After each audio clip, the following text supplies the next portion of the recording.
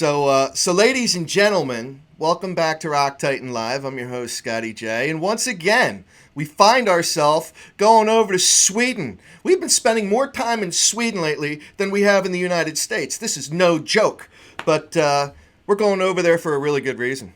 Because we've got an amazing guitarist on the line with us right now.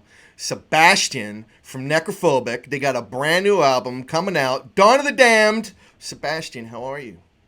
I'm fine. How are you? Not as good as you, man, because if I was, I would have your background and now I'm featuring your CD cover that you do not see yet. All right. But you will see that. But okay. Man, how many guitars do you have?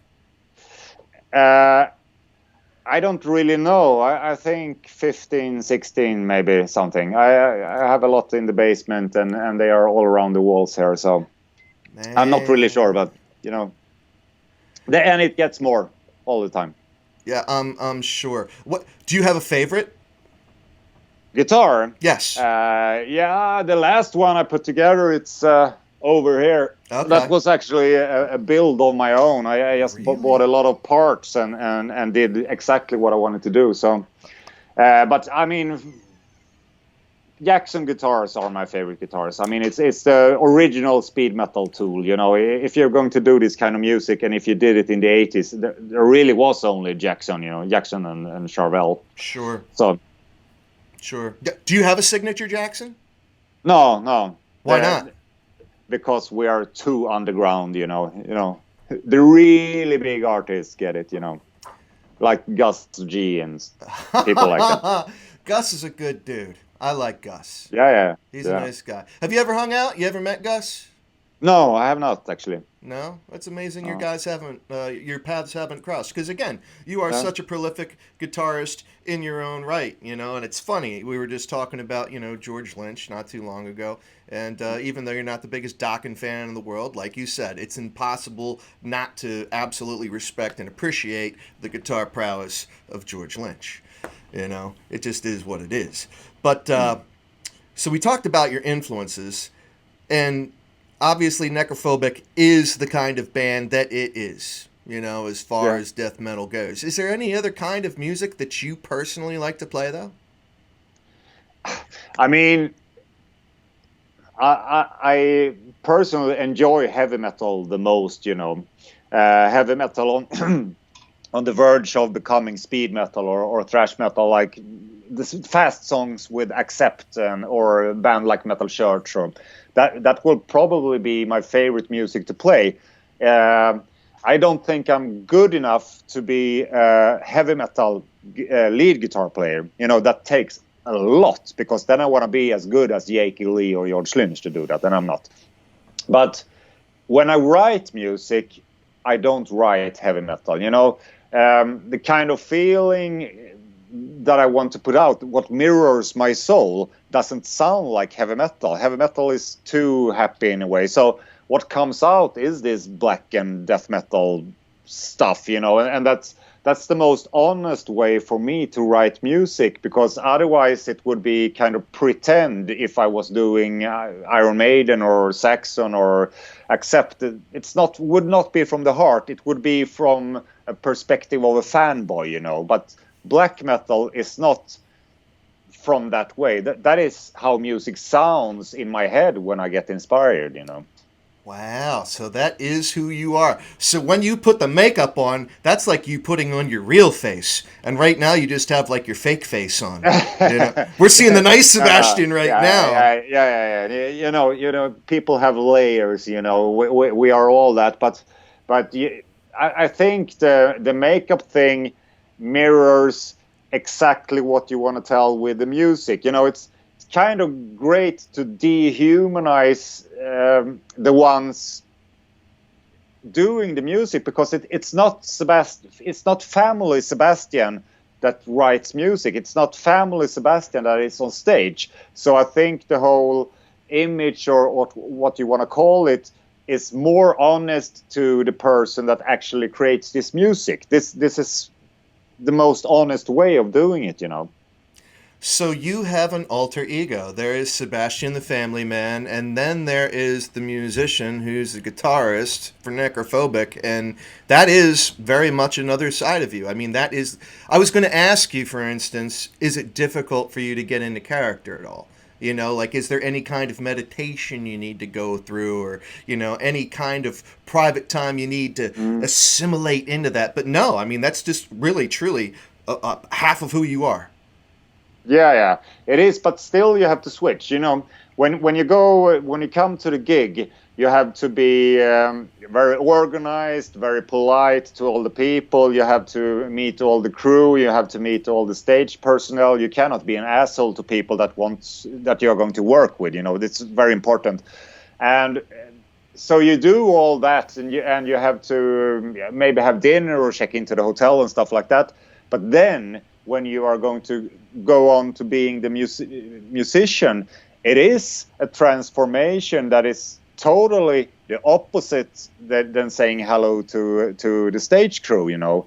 So it helps with switching the clothes, it helps with the makeup, and it helps with the warm-up. So I usually isolate myself and play guitar for, if I can, 1 hour before the gig, with my headphones on, with my stage clothes on, somewhere where someone cannot see me, and try to forget about the other side of Sebastian. You know, I cannot stand there and think about that I should call home or something like that. You know. Right on. That's interesting. Nah, that's very, very cool. So let's turn to Dawn of the Damned here a little bit, shall we? So I think it's interesting because you've been with the band, God, going back to the 90s. You don't look old enough, man. Like, you seem very young. I don't know what it is, man. I guess the air out there is a lot cleaner than what it is here. Clearly no drugs or alcohol have been a part of your life, because you don't look like you're old enough to have been jamming for the last 25 years, dude. Yeah. You know, it was. I was in a horrible state 5-6 years ago when life was different, and I made a total change. You know, and I felt like if I'm going to be old and still be performing, I have to both sober up and face up. You know, I hate seeing bands that are old. I hate seeing bands that dress down, that feel like, well, we're old now, people can take it. That's the opposite of what I want to be. So if I'm old, I have to exercise twice as much. If I'm old, maybe I cannot drink beers, you know. So I choose not to. And that, if you would have seen me 5-6 years ago, it would be, I was a total wreck, man. Really? Yeah, I was. Now, is that why you had stepped away from the band for a little while? Because I thought it was, you know, interesting that you had. I mean, you'd been the longest tenured, you know, guy in the band, and then you kind of stepped away, but now you're back. Yeah, I mean, we were. Sometimes I said that we were the Motley Crue of death metal. You know, it was total excess in the 2000s, and that led to a lot of turmoil in the band. You know, keeping great relationships and work ethics with members when all the members are partying themselves to death, you know, every night. It doesn't get too good. So I wanted a difference, but I didn't know how to get that. So it ended with me rather leaving the band than being not friends ever again with the band members. I felt if I leave now, at least we can be friends, you know. So, but cool. Then these years I was away, I was going through a lot of personal crisis and depression and stuff like that. So I came back to the band when I had started to turn this to what it is now, you know. Right on, man. Nah, that's cool. So that being said, you know, Dawn of the Damned, how do you feel about it? You know, now that this baby is on the cusp of coming out. Now before I have to apologize, I said October 19th, but it is October 9th. Is that correct? Yeah. Okay. It's 9th. October 9th. All right. So everybody, I said 19th earlier. Sorry. Yeah. I had another date on my mind because all these albums are it's just a blitzkrieg of albums that are coming out, and I'm trying to keep it all straight in my head. But Dawn of the Damned by Necrophobic is coming out October 9th. And so your thoughts on it, Sebastian? Well, it's always.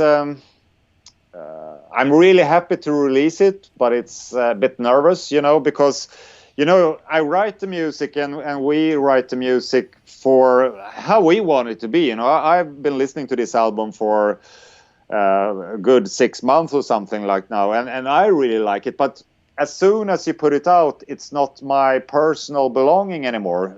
Right now, all the songs are mine. But when you listen to it, or when an audience buys it, when you pay money to hear it, people will have some demands that it will have a value for the money. So something happens to the songs, which I like, because the songs will get another meaning through the eyes and ears of the listener. But it's also something gets destroyed because I cannot protect this anymore, So I'm a bit nervous. It's not. I wouldn't say it's a happy feeling. It's a tingling sensation, but you don't know where it leads. If it's going to be pain or orgasm, or both. Wow. Well, both. Woo, man. If that's the kind of album that it is, man, that could do very, very well. You know what I'm saying? That could do very well. But one of the interesting things about your band, because you do have that theatric element to you, the way you guys get dressed with the makeup and everything like that. So obviously, you live for playing live. You live for touring as a musician, as many do. Especially since it's like your livelihood. Yeah. When you're in the recording studio making the kind of music that you are, do you try to, I guess the way I should frame this is, do you try to play the music in the studio the same way that you would as if you were playing live? Or do you do anything different? No. It's important that it's possible to play it just as good and the same way live that we do on the studio album. It's not necessary to do that. Sometimes we change songs to make a better live fit, But when we write the music, we think, will this work with a live audience, or will this be boring, or will this be too long, a long passage of filling riffs or something, So we think a lot. Will this work? And also, our lyrics are everywhere from the 80s blasphemic, satanic, kind of blasphemic for the sake of blasphemy lyrics, but also deeper lyrics, like on the new album. It has a deeper concept on it. But it's very, very important that the words that we use are words that feel good to hear live. If you want an audience to participate, you should use vocabulary that fits people that stands there with a beer and headbang. It's like the Creator songs, Pleasure to Kill. It just lies right on your tongue when you're out there headbanging. That's very important. And so we would write different lyrics if we wouldn't play it live, for sure. Right on. Okay, so that being said, that's exactly the kind of answer I was hoping to get out of you, Sebastian. So when you are writing your music, you literally are writing it with the thoughts of the live experience. So what you do in the studio, you're already putting yourself in the live situation, and that's what you're trying to do. Not entirely, but it's a big part of it. All right. Some of the songs when I write the songs, I know that some of the songs I will never play live. And then I write them as a studio song, So it's almost on the sketch board. I know that this song we will never try to play live. Then I can do other stuff with it, So that's how we think. Okay. Well, now you're sending me down another rabbit hole. Yeah. Why would you write a song that you wouldn't play live? Because you can. I'm only one lead guitar player, but sometimes I want a solo that has 3 lead guitar players on it, So if I do a song that I want these kind of layers and this massive musical input, then it cannot be a live song, because then we would have to use backing tracks. But on the album, it fits very good with a song like that. So we need, for the variety, we need songs like that on the album, because Otherwise, it would be boring. If you listen to Iron Maiden's live albums, it's the live songs you hear. You don't hear To Tame a Land or Transylvania anymore, because those songs are no more fit to play live. So you want the album to be something that the live performance cannot be. So the audience must have both. You need to listen to a record and you need to see us live, and that it will be different experiences. Right on, man. Yeah, no, I love it. So, parting thoughts, because I know you got to get going and, making your media rounds. And, yeah, God, me too. It's been a crazy cycle. But it's been great hanging out with you, Sebastian. I really appreciate this. Yeah, thank you, man. So, talking about the live experience, because everyone should want to go see Necrophobic live. If they love listening to you on whatever media platform they are, they got to see the live experience.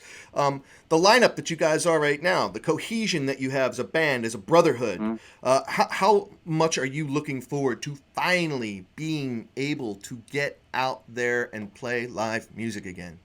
Really much. Actually, this isolation thing has even made me long to be on an aeroplane with the guys, or just at the airport having a coffee. Everything is like you long so much to get back there. And of course, I mean, being out on the stage is the icing on the cake, but it's so much more being on the roads. It's 1 hour of a whole day that you are on stage. So. And I used to hate to wait, but now I'm longing to be in a backstage room and wait to get out on stage, because that's also something. So I cannot wait to get there, Very cool. Very cool. Now, are there any, I know it's hard to make specific plans, but do you guys already have dates kind of laid out for everything being an ideal world? This is when Necrophobic's going to be able to get out there again. Has that happened? Yeah.